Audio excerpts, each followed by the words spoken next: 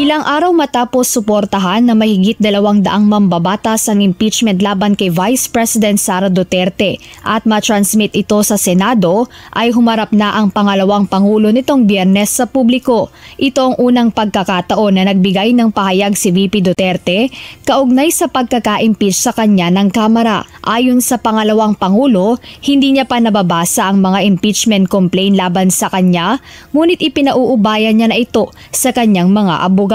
Hindi naman nagbanggit si VP Duterte ng mga pangalan kung sino-sino ang bubuo ng kanyang defense team. Na-overwhelm kami kasi ang daming mga lawyers na nag-signify na tutulong sila sa defense.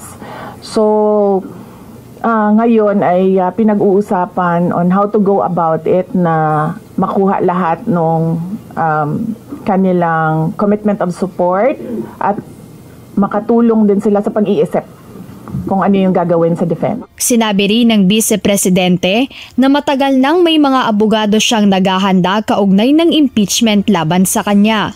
We've already started preparing the moment Franz Castro announced the impeachment plans, which was November of 2023.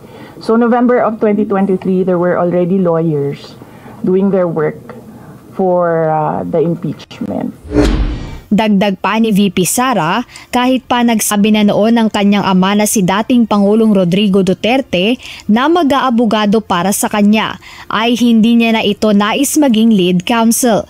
He will, maybe if he wants to, he can be part of the defense team, but because of his age and because of rigorous preparations in an impeachment case, baka sabihin ko sa kanya na wag na lang siyang mag-lead dahil medyo may edad na si former President Rodrigo Duterte. He's already 80 years old this year.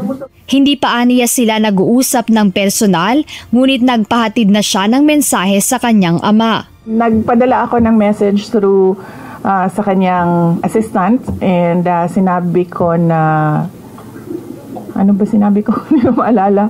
I think I said, everything will be all right. Yun ata ang sinabi ko. His reply was a song. MacArthur's Park.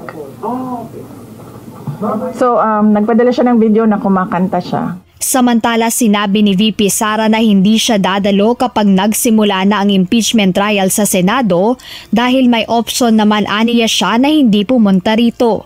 Kung pwede namang hindi, and I understand pwede naman, hindi na. Oo. Kasi baka ma-intimidate lang sila lahat sa presence ko doon.